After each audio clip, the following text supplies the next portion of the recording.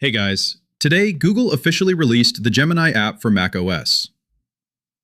You can just Google Gemini for Mac or go straight to gemini.google/mac to download this native AI app. On the website, simply click Download for Mac to grab the installer. After that, double-click the gemini.dmg file and drag the Gemini app into your Applications folder.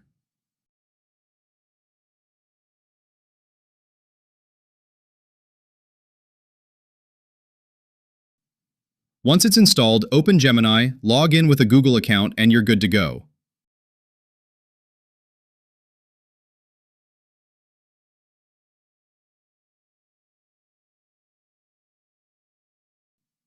The default shortcut to bring up Gemini from anywhere is Option Space.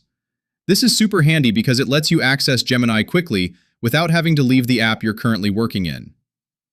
This action opens Gemini in mini chat mode. If you want to open Gemini in full chat mode, just press Shift Option Space.